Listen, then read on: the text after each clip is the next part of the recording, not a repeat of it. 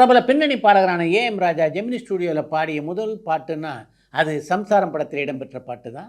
அப்போது பச்சையப்பன் கல்லூரியிலே படித்து கொண்டிருந்தார் ஏஎம் ராஜா. ஜெமினி ஸ்டுடியோவிலேருந்து அவருக்கு அழைப்பு வந்தது. அழைப்பு வந்தவுடனே அந்த ஸ்டூடியோ அதிபரான எஸ்எஸ் வாசனை போய் சந்தித்தார். அவர் ஒரு பாட்டு பாடுங்க அப்படின்னு ஏஎம் ராஜாவை கேட்க இவர் ஒரு முன்னால் ஒரு பாட்டை பாடினார்.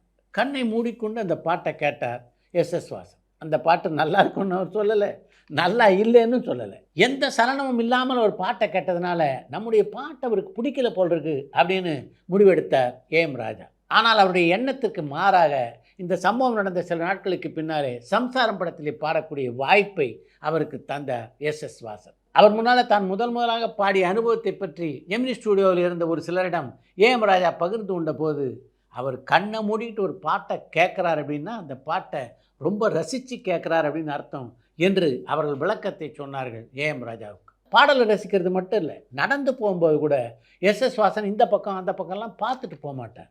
ஆனால் அந்த ஸ்டூடியோவில் என்னவெல்லாம் நடந்து கொண்டிருக்கிறது என்பது அவருக்கு முழுமையாக தெரியும். அதுதான் எஸ்எஸ் வாசன்.